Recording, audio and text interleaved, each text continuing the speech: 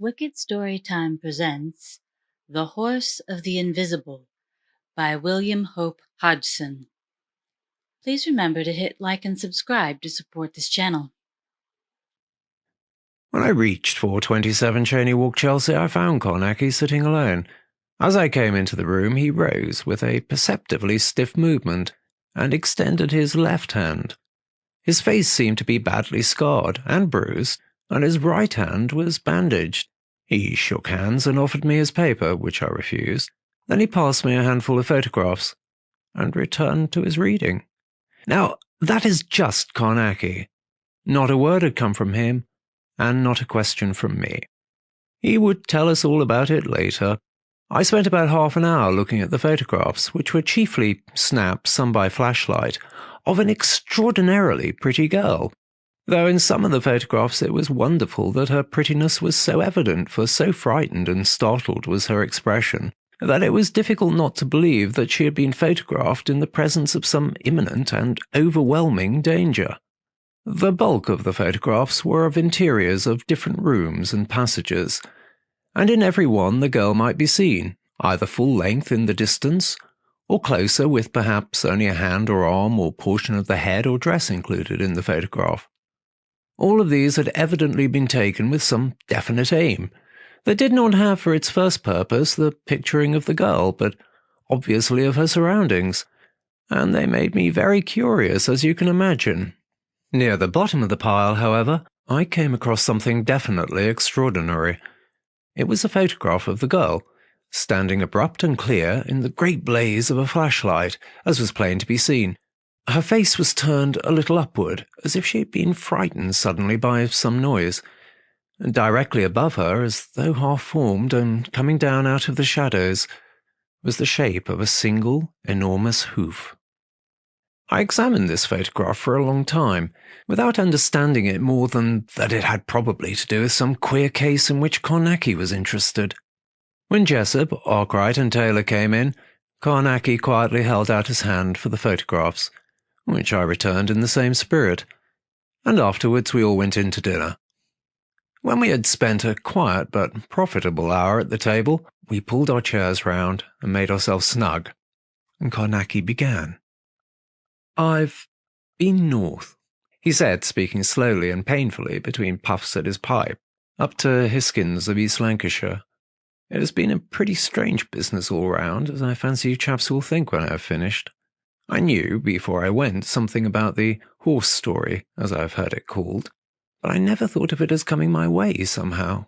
Also, I know now that I never considered it seriously, in spite of my rule always to keep an open mind. Funny creatures we humans. Well, I got a wire asking for an appointment, which of course told me that there was some trouble. On the date I fixed, old Captain Hisgins himself came up to see me.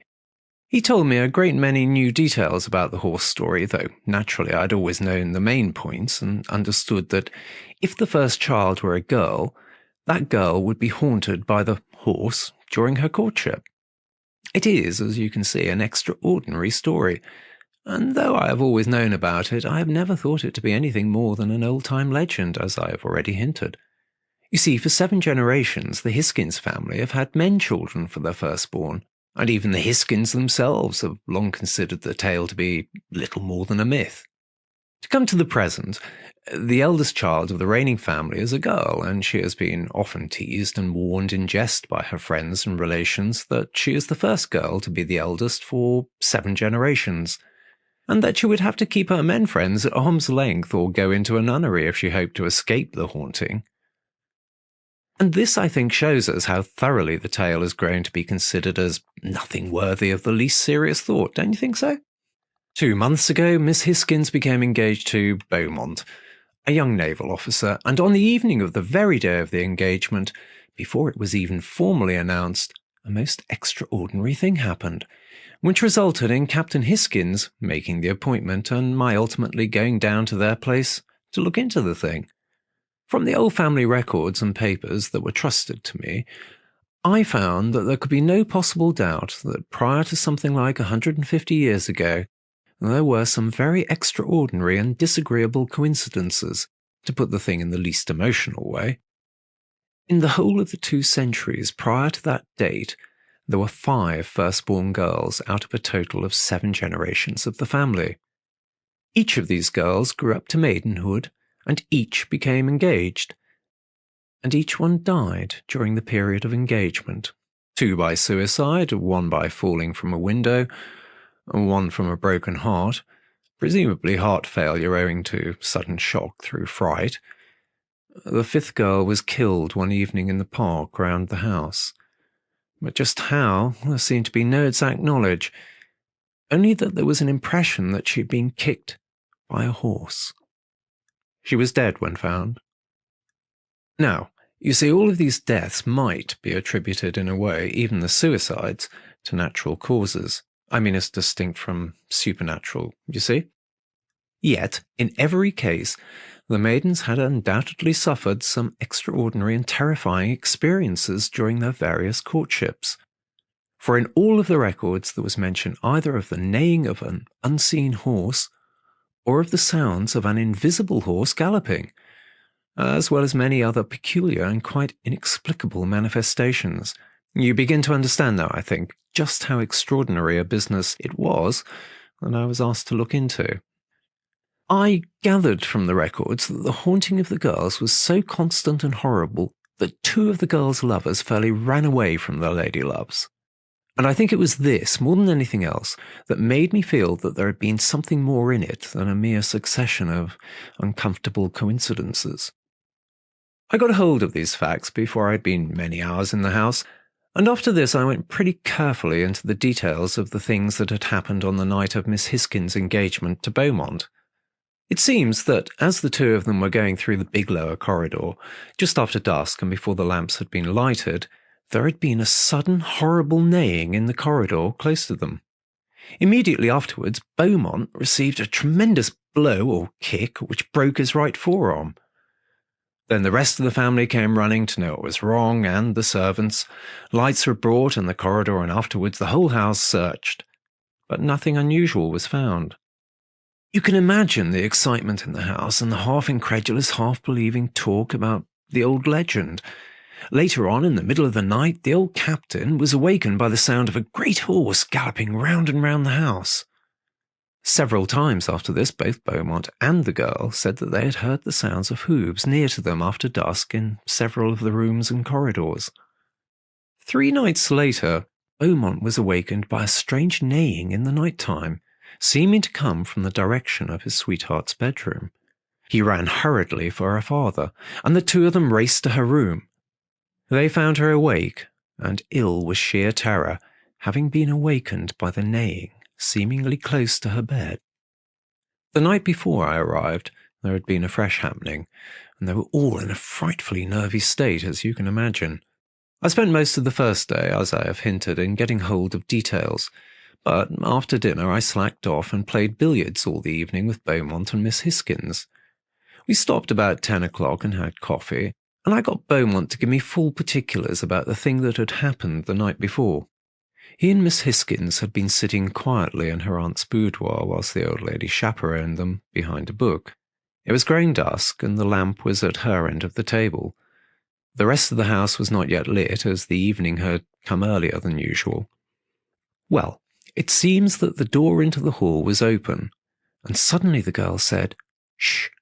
What's that?" They both listened, and then Beaumont heard it. The sound of a horse outside the front door. "Your father?" he suggested, but she reminded him that her father was not riding. Of course they were both ready to feel queer, as you can suppose, but Beaumont made an effort to shake this off and went into the hall to see whether anyone was at the entrance. It was pretty dark in the hall, and he could see the glass panels of the inner draught door clear-cut in the darkness of the hall. He walked over to the glass and looked through into the drive beyond, but there was nothing in sight. He felt nervous and puzzled, and opened the inner door and went out onto the carriage circle. Almost directly afterwards, the great hall door swung to with a crash behind him. He told me that he had had a sudden, awful feeling of having been trapped in some way. This is how he put it. He whirled round and gripped the door handle, but something seemed to be holding it with a vast grip on the other side. Then, before it could be fixed in his mind that this was so, he was able to turn the handle and open the door. He paused a moment in the doorway and peered into the hall, for he had hardly steadied his mind sufficiently to know whether he was really frightened or not. Then he heard his sweetheart blow him a kiss out of the greyness of the big, unlit hall, and he knew that she had followed him from the boudoir. He blew her a kiss back and stepped inside the doorway, meaning to go to her. And then suddenly, in a flash of sickening knowledge, he knew that it was not his sweetheart who had blown him that kiss. He knew that something was trying to tempt him, alone, into the darkness, and that the girl had never left the boudoir. He jumped back, and in the same instant of time he heard the kiss again, nearer to him. He called out at the top of his voice, "Mary, stay in the boudoir. Don't move out of the boudoir until I come to you." He heard her call something in reply from the boudoir, and then he had struck a clump of a dozen or so matches and was holding them above his head and looking round the hall. There was no one in it, but even as the matches burned out, there came the sounds of a great horse galloping down the empty drive. Now, you see, both he and the girl had heard the sounds of the horse galloping, but when I questioned more closely, I found that the aunt had heard nothing, though it is true she is a bit deaf, and she was further back in the room. Of course, both he and Miss Hisgins had been in an extremely nervous state and ready to hear anything. The door might have been slammed by a sudden puff of wind owing to some inner door being opened, and as for the grip on the handle, that may have been nothing more than the sneck catching. With regard to the kisses and the sounds of the horse galloping, I pointed out that these might have seemed ordinary enough sounds if they had been only cool enough to reason. As I told him, and as he knew, the sounds of a horse galloping carry a long way on the wind, so that what he had heard might have been nothing more than a horse being ridden some distance away. And as for the kiss, plenty of quiet noises, the rustle of a paper or a leaf have a somewhat similar sound, especially if one is in an overstrung condition and imagining things. I was preaching this little sermon on common sense versus hysteria as we put out the lights and left the billiard room, but neither Beaumont nor Miss Hisgins would agree that there had been any fancy on their parts. We had come out of the billiard room by this and were going along the passage, and I was still doing my best to make both of them see the ordinary commonplace possibilities of the happening, when what killed my pig, as the saying goes, was the sound of a hoof in the dark billiard room we had just left. I felt the creep come on me in a flash, up my spine and over the back of my head. Miss Hisgins whooped like a child with whooping cough and ran up the passage giving little gasping screams. Beaumont, however, ripped round on his heels and jumped back a couple of yards. I gave back a bit too, as you can understand. "There it is," he said in a low, breathless voice. "Perhaps you'll believe me now." "There's certainly something," I whispered back, and never taking my gaze off the closed door of the billiard room. "Hush," he muttered. "There it is again." There was a sound like a great horse pacing round and round the billiard room, with slow, deliberate steps. A horrible cold fright took me, so that it seemed impossible to take a full breath. You know the feeling. And then I know we must have walked backwards, for we found ourselves suddenly at the opening of the long passage. We stopped there and listened. The sounds went on steadily with a horrible sort of deliberateness, as if the brute were taking a sort of malicious gusto in walking about all over the room in which we had just been. Do you understand what I mean? Then there was a pause, and a long time of absolute quiet, except for an excited whispering from some of the people down in the big hall. The sound came plainly up the wide stairway. I fancy they were gathered round Miss Hisgins with some notion of protecting her. I should think Beaumont and I stood there at the end of the passage for about 5 minutes, listening for any noise in the billiard room. Then I realised what a horrible funk I was in, and I said to him, "I'm going to see what's in there." "So am I," he answered. He was pretty white, but he had heaps of pluck. I told him to wait a minute, and I made a dash into my bedroom and got my camera and flashlight. I slipped my revolver into my right-hand pocket and a knuckle-duster over my left fist where it was ready and yet would not stop me from being able to work my flashlight. Then I ran back to Beaumont. He held out his right hand to show me that he had his pistol, and I nodded, but whispered to him not to be too quick to shoot, as there might be some silly practical joking at work after all. He had got a lamp from a bracket in the upper hall, which he was holding in the crook of his damaged arm so that we had a good light. Then we went down the passage, towards the billiard room, and you can imagine that we were a pretty nervous couple. All this time there had not been a sound, but abruptly, when we were within a couple of yards of the door, we heard the sudden clumping of a hoof on the solid parquet floor of the billiard room.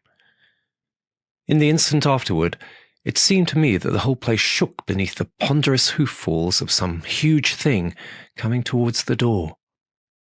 Both Beaumont and I gave back a pace or two and then realized, and hung on to our courage, as you might say, and waited. The great tread came right up to the door, and then stopped. And there was an instant of absolute silence. Except that, so far as I was concerned, the pulse in my throat and temples almost deafened me. I dare say we waited quite half a minute, and then came the further restless clumping of a great hoof. Immediately afterward, the sound came right on, as if some invisible thing passed through the closed door and the passage, and I know that I spread myself stiff against the wall. The clunk-clunk, clunk-clunk of the great hoof falls passed right between us, and slowly and with deadly deliberateness down the passage. I heard them through a haze of blood beats in my ears and temples, and my body extraordinarily rigid and pringling and breathless. I stood for a little time like this, my head turned so that I should see up the passage. I was conscious only that there was a hideous danger abroad. Do you understand? And then suddenly my pluck came back to me. I was aware that the noise of the hoofbeats sounded near the other end of the passage. I twisted quickly and got my camera to bear and snapped the flashlight. Immediately afterward, Beaumont let fly a storm of shots down the passage and began to run, shouting, "It's after Mary! Run, run!" He rushed down the passage and I after him, and we came out on the main landing and heard the sound of a hoof on the stairs. And after that, nothing. And from thence onwards, nothing. Down below us in the big hall, I could see a number of the household round Miss Hisgins, who seemed to have fainted, and there were several of the servants clumped together a little way off, staring up at the main landing, and no one saying a single word. And about some 20 steps up the stairs was old Captain Hisgins, with a drawn sword in his hand, where he had halted just below the last hoof sound. I think I never saw anything finer than that old man standing there between his daughter and that infernal thing. I dare say you can understand the queer feeling of horror I had at passing that place on the stairs where the sounds had ceased. It was as if the monster was still standing there, invisible. And the peculiar thing was that we never heard another sound of the hoof, either up or down the stairs. After they had taken Miss Hisgins to her room, I sent word that I should follow so soon as they were ready for me. And presently, when a message came to tell me that I could come any time, I asked her father to give me a hand with my instrument box, and between us we carried it into the girl's bedroom. I had the bed pulled well out into the middle of the room, after which I erected the electric pentangle round the bed. Then I directed that lamps should be placed round the room, but that on no account must any light be made within the pentangle. Neither must anyone pass in or out. The girl's mother I had placed within the pentangle, and directed that her maid should sit without, ready to carry any message, so as to make sure that Mrs. Hisgins did not have to leave the pentangle. I suggested also that the girl's father should stay the night in the room, and that he had better be armed. When I left the room, I found Beaumont waiting outside the door in a miserable state of anxiety. I told him what I had done, and explained to him that Miss Hisgins was probably perfectly safe within the protection, but that in addition to her father remaining the night in the room, I intended to stand guard at the door. I told him that I should like him to keep me company, for I knew that he could never sleep, and I should not be sorry to have a companion. Also, I wanted to have him under my own observation, for there was no doubt but that he was actually in greater danger than the girl. At least that was my opinion, and still is, as I think you will agree later.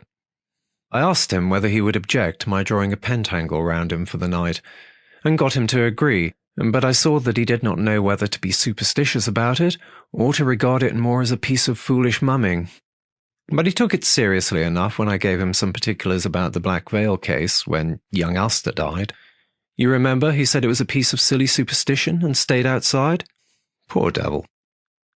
As it chanced, the night passed quietly enough, until a little while before dawn, when we both heard the sounds of a great horse galloping round and round the house, just as Captain Hisgins had described it. You can imagine how queer it made me feel, and directly afterward I heard someone stir within the room. I knocked at the door, for I was uneasy, and the captain came. I asked whether everything was right, to which he replied yes, and immediately asked whether I had heard the sounds of the galloping, so that I knew he had heard them also. I suggested that it might be well to leave the bedroom door open a little until the dawn came in, as there was certainly something abroad. This was done, and he went back into the room to be near to his wife and daughter. I had better say here that I was doubtful whether there was any value in the defence about Miss Hisgins, for what I term the personal sounds of the manifestation were so extraordinarily material that I was inclined to parallel the case with that of Hertford's, where the hand of the child kept materializing within the pentangle and patting the floor. As you will remember, that was a hideous business. Yet, as it chanced, nothing further happened, and so soon as daylight had fully come, we all went off to bed. Beaumont knocked me up about midday, and I went down and made breakfast into lunch. Miss Hisgins was there and seemed in very fair spirits, considering. She told me that I had made her feel almost safe for the first time in days. She told me also that her cousin, Harry Parsket, was coming down from London, and she knew that he would do anything to help fight the ghost. After that, she and Beaumont went into the grounds to have a little time together. I had a walk in the grounds myself, and went round the house, but saw no traces of hoof marks, and after that I spent the rest of the day making an examination of the house, but found nothing. I made an end of my search before dark, and went to my room to dress for dinner. When I got down, the cousin had just arrived, and I found him one of the nicest men I have met for a long time, a chap with a tremendous amount of pluck, and the particular kind of man I like to have with me in a bad case like the one I was on. I could see that what puzzled him most was our belief in the genuineness of the haunting, and I found myself almost wanting something to happen, just to show him how true it was. As it chanced, something did happen, with a vengeance. Beaumont and Miss Hisgins had gone out for a stroll in the dusk, and Captain Hisgins asked me to come into his study for a short chat, while Parsket went upstairs with his traps, for he had no man with him.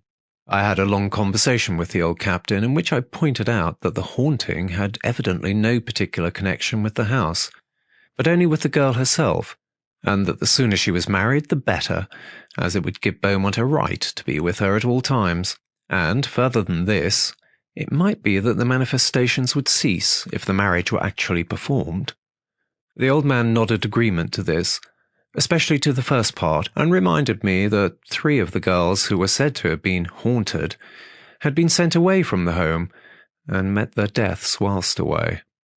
And then, in the midst of our talk, there came a pretty frightening interruption, for all at once the old butler rushed into the room, most extraordinarily pale. "Miss Mary, sir, Miss Mary," he gasped out, using the old name. "She's screaming, out in the park, sir, and they say they can hear the horse." The captain made one dive for a rack of arms and snatched down his old sword and ran out, drawing it as he ran. I dashed out and up the stairs, snatched my camera flashlight and a heavy revolver, gave one yell at Parsket's door, "The horse!" and was down into the grounds. Out in the darkness there was a confused shouting, and I caught the sounds of shooting away among the scattered trees. And then, from a patch of blackness to my left, there burst suddenly an infernal gobbling sort of neighing. Instantly I whipped round and snapped off the flashlight. The great blare of the light blazed out momentarily, showing me the leaves of a big tree close at hand, quivering in the night breeze. But there had been nothing else, and then the tenfold blackness came down upon me, and I heard Parsket shouting a little way back to know whether I had seen anything. The next instant he was beside me, and I felt safer for his company, for there was some incredible thing near to us, and I was momentarily blind because of the brightness of the flashlight. "What was it? What was it?" he kept repeating in an excited voice, and all the time I was staring into the darkness and answering mechanically, "I don't know. I don't know." There was a burst of shouting somewhere ahead, and then a shot. We ran towards the sounds, yelling to the people not to shoot. For in the darkness and panic there was this danger also. Then there came 2 of the gamekeepers racing hard up the drive with lanterns and their guns, and immediately afterwards a row of lights dancing towards us from the house carried by some of the manservants. As the lights came up, I saw we had come close to Beaumont. He was standing over Miss Hisgins, and he had his revolver in his right hand. Then I saw his face, and there was a great wound across his forehead. By him was the captain, turning his naked sword this way and that, and peering into the darkness, and a little behind him stood the old butler, a battle-axe from one of the arm-stands in the hall in his hands. Yet there was nothing strange to be seen anywhere. We got the girl into the house and left her with her mother and Beaumont, whilst a groom rode for a doctor, and then the rest of us, with 4 other keepers, all armed with guns and carrying lanterns, searched round the home park, but we found nothing. When we got back, we found the doctor had been. He had bound up Beaumont's wound, which luckily was not deep, and ordered Miss Hisgins straight to bed. I went upstairs with the captain and found Beaumont on guard outside the girl's door. I asked him how he felt, and then, as soon as they were ready for us, Captain Hisgins and I went into the bedroom and fixed the pentangle again round the bed. They had already got lamps about the room, and after I had set the same order of watching as on the previous night, I joined Beaumont outside of the door. Parsket had come up while I had been in the bedroom, and between us we got some idea from Beaumont as to what had happened out in the park. It seems that they were coming home after their stroll from the direction of the West Lodge, when suddenly Miss Hisgins said, "Hush!" and came to a standstill. He stopped and listened, but heard nothing for a little. Then he caught it. The sound of a horse seemingly a long way off, galloping towards them over the grass. He told the girl that it was nothing, and started to hurry her towards the house, but she was not deceived, of course. In less than a minute, they heard it quite close to them in the dark, and they began to run. Then Miss Hisgins caught her foot and fell. She began to scream, and that is what the butler heard. As Beaumont lifted the girl, he heard the hoofs come thudding right at him. He stood over her and fired all 5 chambers of his revolver at the sounds. He told us that he was sure he saw something that looked like an enormous horse's head right upon him in the light of the last flash of his pistol. Immediately afterwards he was struck a tremendous blow, which knocked him down. And then the captain and the butler came running up, shouting. The rest, of course, we knew. About 10 o'clock the butler brought us up a tray, for which I was very glad, as the night before I had got rather hungry. I warned Beaumont, however, to be very particular not to drink any spirits, and I also made him give me his pipe and matches.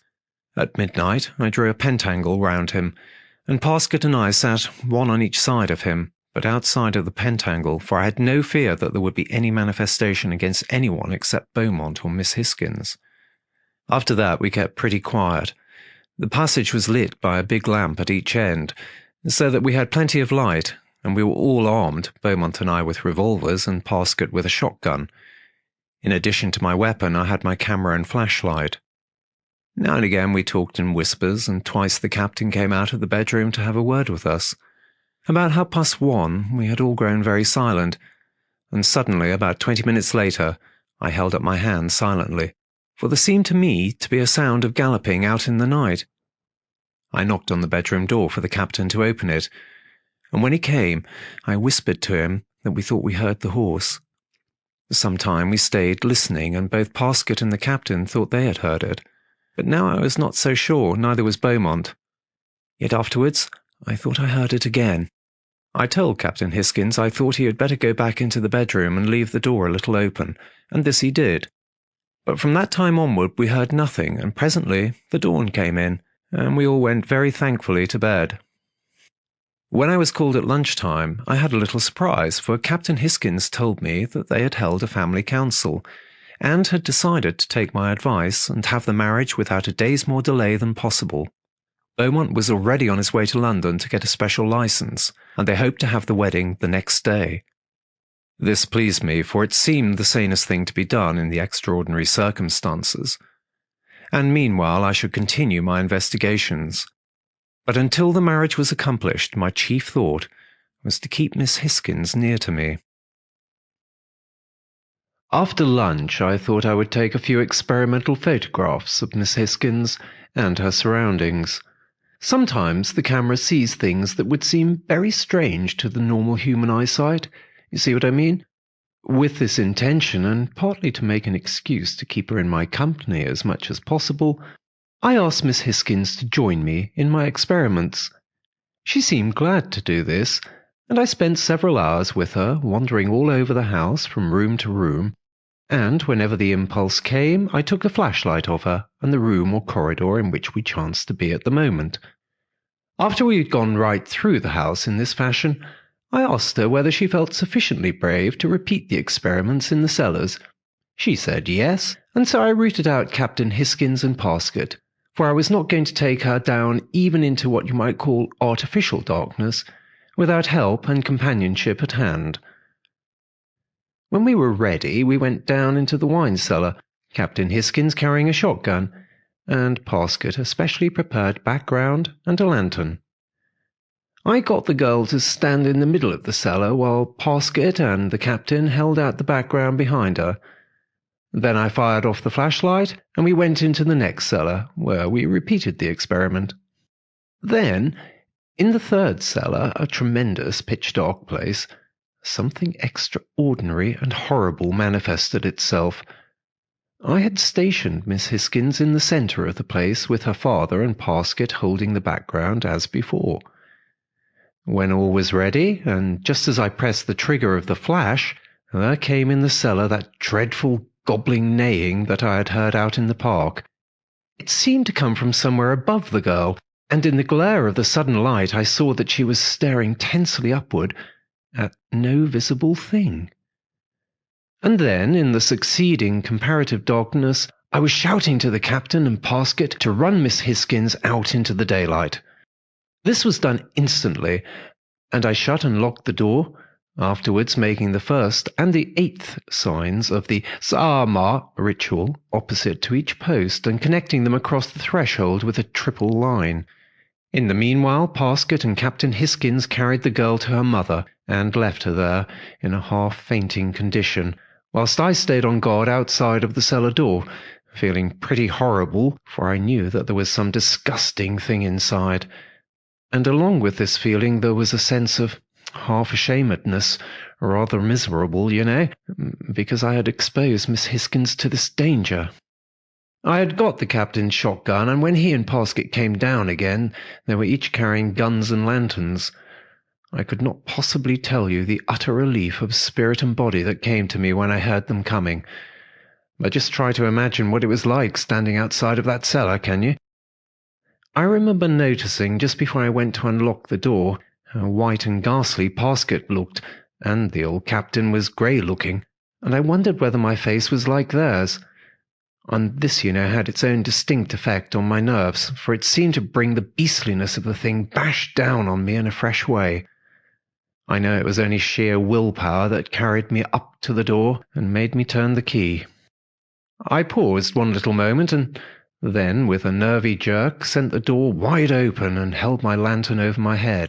Parsket and the captain came one on each side of me and held up their lanterns. But the place was absolutely empty. Of course, I did not trust to a casual look of this kind, but spent several hours with the help of the 2 others in sounding every square foot of the floor, ceiling, and walls. Yet, in the end, I had to admit that the place was absolutely normal. And so, in the end, we came away none the wiser. But I sealed the door, and outside, opposite each doorpost, I made the first and last signs of the Saama ritual, joining them, as before, with a triple line. Can you imagine what it was like searching that cellar? When we got upstairs, I inquired very anxiously how Miss Hisgins was, and the girl came out herself to tell me that she was all right, and that I was not to trouble about her or blame myself, as I told her I had been doing. I felt happier then and went off to dress for dinner. And after that was done with, Parsket and I went off to one of the bathrooms to develop the negatives that I had been taking. Yet none of the plates had anything to tell me, until we came to the one that was taken in the cellar. Parsket was developing, and I had taken a batch of the fixed plates out into the lamplight to examine them. I had just gone carefully through the lot when I heard a shout from Parsket, and when I ran to him, he was looking at a partly developed negative, which he was holding up to the red lamp. It showed the girl plainly, looking upwards, as I had seen her. But the thing that astonished me was the shadow of an enormous hoof right above her, as if it were coming down upon her out of the shadows. And I had run her bang into that danger, and that was the thought that was chief in my mind. As soon as the developing was complete, I fixed the plate and examined it carefully in a good light. There was no doubt about it at all. The thing above Miss Hisgins was an enormous shadowy hoof. Yet I was no nearer to coming to any definite knowledge, and the only thing I could do was to warn Parsket to say nothing about it to the girl, for it would only increase her fright. But I showed the thing to her father, for I considered it right that he should know. That night we took the same precautions for Miss Hisgins' safety as on the 2 previous nights, and Parsket kept me company, yet the dawn came in without anything unusual having happened, and I went off to bed. When I got down to lunch, I learnt that Beaumont had wired to say that he would be in soon after 4, also that a message had been sent to the rector, and it was generally plain that the ladies of the house were in a tremendous fluster. Beaumont's train was late, and he did not get home until 5, but even then the rector had not put in an appearance, and the butler came in to say that the coachman had returned without him, as he had been called away unexpectedly. Twice more during the evening the carriage was sent down, but the clergyman had not returned, and we had to delay the marriage until the next day. That night I arranged the defence round the girl's bed, and the captain and his wife sat up with her as before. Beaumont, as I expected, insisted on keeping watch with me, and he seemed in a curiously frightened mood, not for himself, but for Miss Hisgins. He had a horrible feeling, he told me, that there would be a final dreadful attempt on his sweetheart that night. This, of course, I told him was nothing but nerves, yet really it made me feel very anxious. For I have seen too much not to know that under such circumstances a premonitory conviction of impending danger is not necessarily to be put down entirely to nerves. In fact, Beaumont was so simply and earnestly convinced that the night would bring some extraordinary manifestation that I got Parsket to rig up a long cord from the wire of the butler's bell to come along the passage handy. To the butler himself I gave directions not to undress and to give the same order to 2 of the footmen. If I rang, he was to come instantly with the footmen, carrying lanterns, and the lanterns were to be kept ready lit all night. If for any reason the bell did not ring and I blew my whistle, he was to take that as a signal in the place of the bell. After I had arranged all these minor details, I drew a pentacle about Beaumont and warned him very particularly to stay within it, whatever happened. And when this was done, there was nothing to do but wait and pray that the night would go as quietly as the night before. We scarcely talked at all, and by about 1 a.m. we were all very tense and nervous, so that at last Parsket got up and began to walk up and down the corridor to steady himself a bit. Presently I slipped off my pumps and joined him, and we walked up and down, whispering occasionally, for something over an hour, until, in turning, I caught my foot in the bell cord and went down on my face, but without hurting myself or making a noise. When I got up, Parsket nudged me. "Did you notice that the bell never rang?" he whispered. "Jove," I said. "You're right." "Wait a minute," he answered. "I'll bet it's only a kink somewhere in the cord." He left his gun and slipped along the passage, and taking the top lamp, tiptoed away into the house, carrying Beaumont's revolver ready in his right hand. He was a plucky chap, as I think you will admit. Suddenly, Beaumont motioned to me for absolute quiet. Directly afterwards I heard the thing for which he listened, the sound of a horse galloping out in the night. I think that I may say I fairly shivered. The sound died away and left a horrible, desolate, eerie feeling in the air, I put my hand out to the bell cord, hoping that Parsket had got it clear.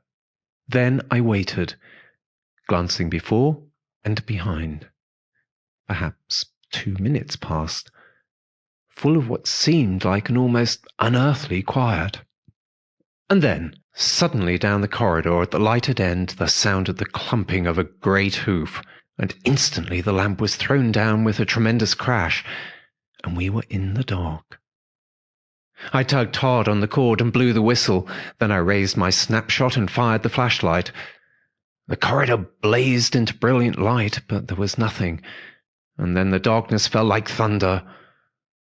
I heard the captain at the bedroom door and shouted to him to bring out a lamp, quick!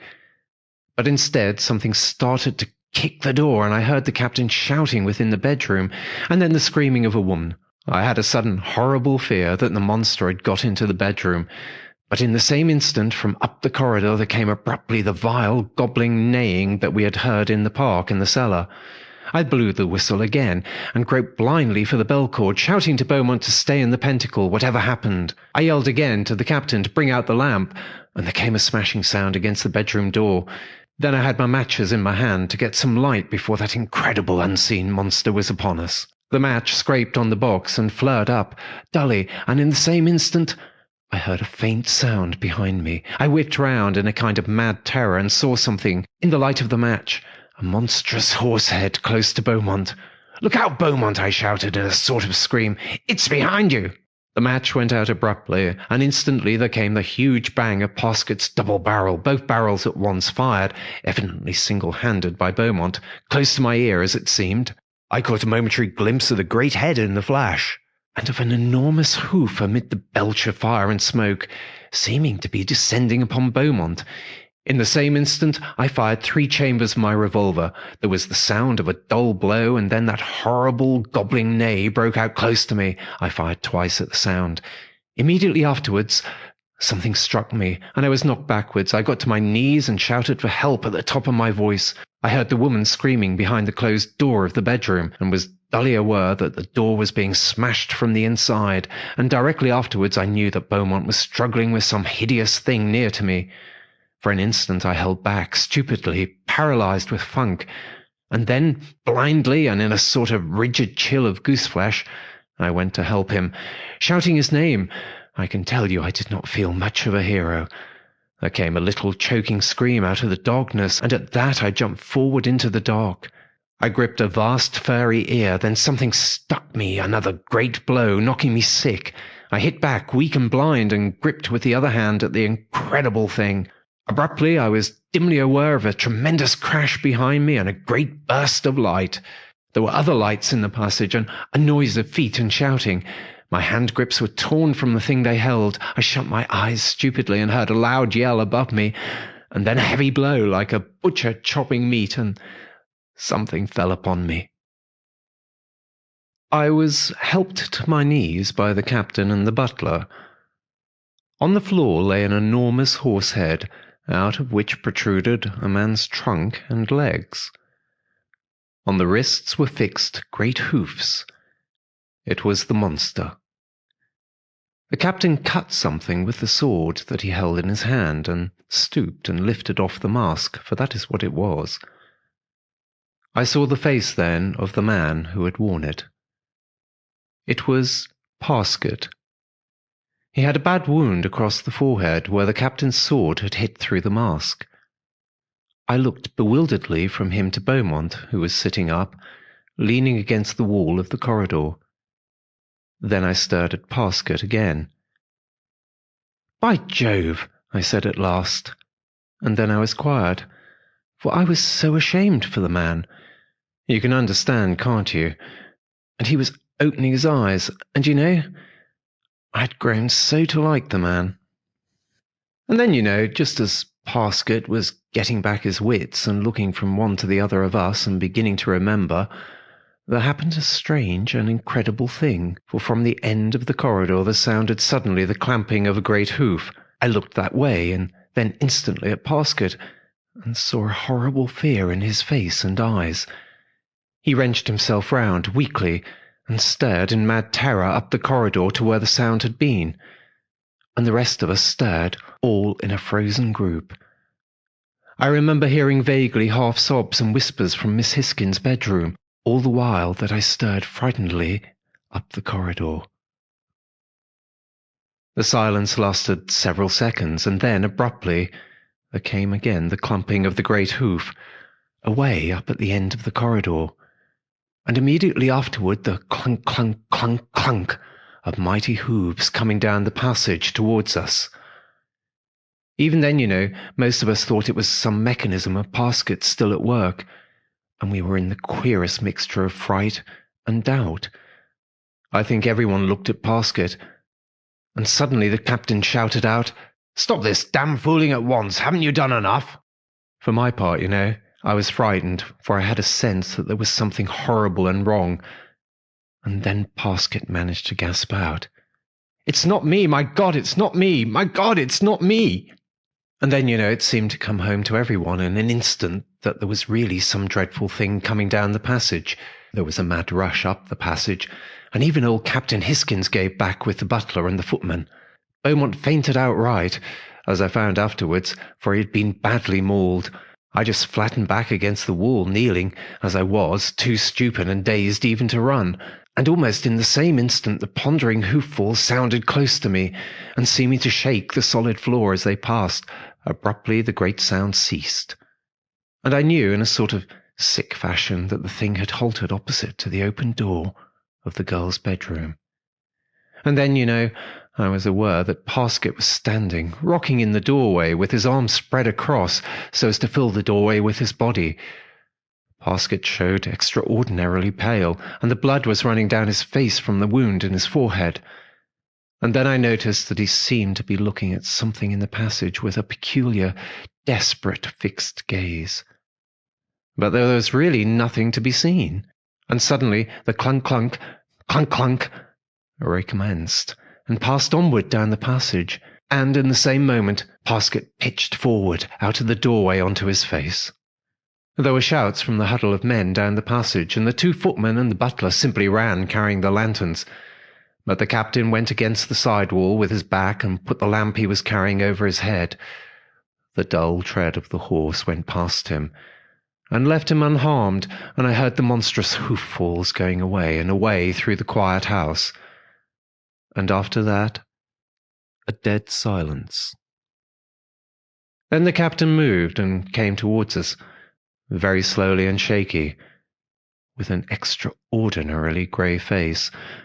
I crept towards Parsket, and the captain came to help me. We turned him over, and I knew in a moment that he was dead. But you can imagine what a feeling it sent through me. I looked at the captain, and suddenly he said, That. I know he was trying to tell me that Parsket had stood between his daughter and whatever it was that had gone down the passage. I stood up and steadied him, though I was not very steady myself. And suddenly his face began to work, and he went down on his knees by Parsket and cried like some shaken child. And then, I knew that the women were in the doorway of the bedroom, and I turned away and left him to them, whilst I went over to Beaumont. That is practically the whole story, and the only thing that is left to me is to try to explain some of the puzzling parts here and there. Perhaps you have seen that Parsket was in love with Miss Hisgins, and this fact is the key to a good deal that was extraordinary. He was doubtless responsible for some portions of the haunting. In fact, I think for nearly everything. But I can prove nothing, and what I have to tell you is chiefly the result of deduction. In the first place, it is obvious that Parsket's intention was to frighten Beaumont away. And when he found that he could not do this, I think he grew so desperate that he really intended to kill him. I hate to say this, but the facts force me to think so. It is quite certain that Parsket was the person who broke Beaumont's arm. He knew all the details of the so-called horse legend and got the idea to work upon the old story for his own end.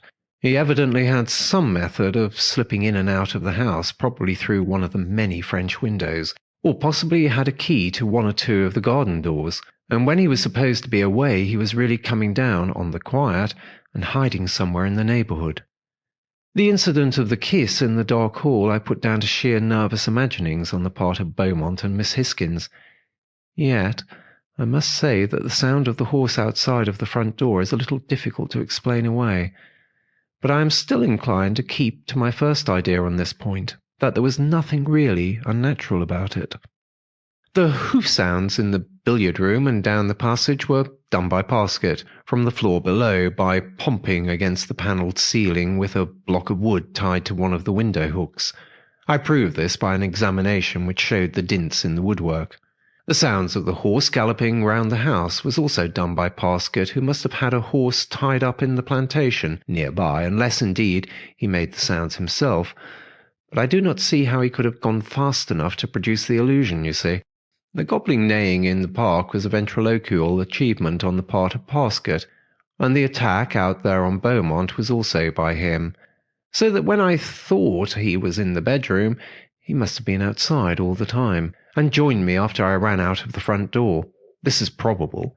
I mean that Parsket was the cause, for if it had been something more serious he would certainly have given up his foolishness, knowing that there was no longer any need for it. I cannot imagine how he escaped being shot both then and in the last mad action of which I have just told you. He was enormously without fear of any kind for himself, as you can see. The time when Parsket was with us, when we thought we heard the horse galloping round the house, we must have been deceived. No one was very sure, except of course Parsket, who would naturally encourage the belief. The neighing in the cellar is where I consider there came the first suspicion into Parsket's mind that there was something more at work than his sham haunting. The neighing was done by him in the same way that he did it in the park. When I remember how ghastly he looked, I feel sure that the sounds must have had some infernal quality added to them which frightened the man himself. Yet later he would persuade himself that he had been getting fanciful.